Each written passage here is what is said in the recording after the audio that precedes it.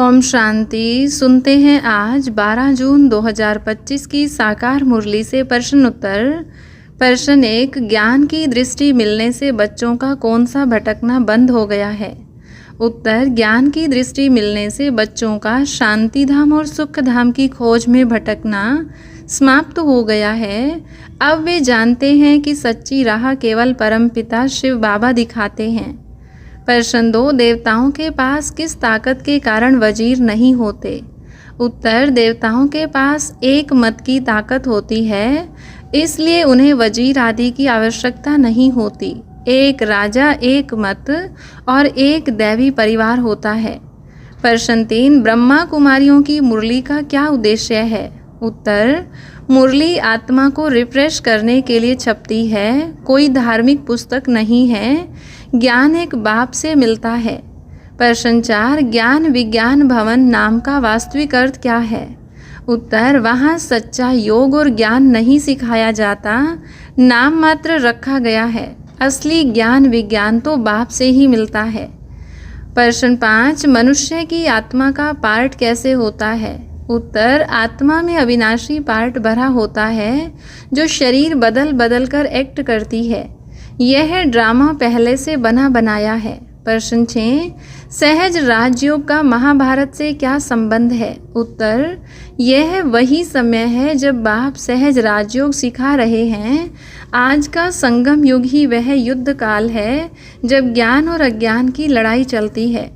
प्रश्न 7, बाप ब्रह्मा के तन में प्रवेश क्यों करते हैं? उत्तर, बाप ब्रह्मा के तन में प्रवेश कर ब्राह्मण बच्चों को नॉलेज सुनाते हैं, इसी द्वारा नई दुनिया की स्थापना होती है। प्रश्न 8, देह अभिमान आत्मा को कैसे गिराता है? उत्तर, देह अभिमान आने से आत्मा माया के प्रभाव में आ जाती है, तब ईश्वरीय संप्रदाय से गिरकर आसुरी संप्रदाय में आ जाती है। प्रश्न 9, स्मृति भुलाने वाली सबसे बड़ी विघ्न क्या है? उत्तर, माया बार बार याद भुला देती है, संकल्प विकल्प आते हैं जो मन को भ्रमित कर देते हैं। प्रश्न 10, लक्ष्मी नारायण की विशेषता क्या थी? उत्तर, वे संपूर्ण निर्विकारी थे, उनकी कर्मेंद्रियां वश में थी और विकारों से परे थे। यही शिक्षा अब हमें मिल रही है। प्रश्न 11, रुद्रमाला और रुंडमाला में क्या अंतर है? उत्तर, रुद्रमाला शिव की माला है जो ब्राह्मणों की होती है। रुंडमाला विष्णु की माला है जो देवताओं की होती है।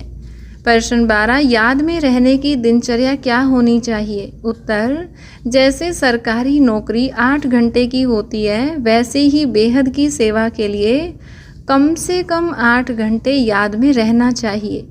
प्रश्न 13, शिव बाबा को सबसे वैल्यूबल क्यों कहा जाता है?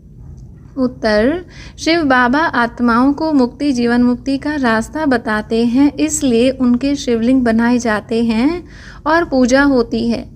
प्रश्न 14, कौन से 3 धर्म संगम युग पर स्थापित होते हैं? उत्तर, ब्राह्मण, देवता और क्षत्रिय धर्म संगम पर स्थापन होते हैं। यह सब ब्रह्मा द्वारा रचे जाते हैं। प्रश्न 15, अंतर्मुखता का लाभ क्या है? उत्तर, अंतर्मुखी आत्मा वातावरण से परे बाप की याद में खोई रहती है, उसका चेहरा सदा शांत और हर्षित रहता है। हर रोज़ की मुरली से प्रश्न उत्तर सुनने के लिए चैनल को सब्सक्राइब करें और बेल आइकन जरूर दबाएं। वीडियो को दूसरे भाई बहनों के साथ शेयर जरूर करें। ओम शांति।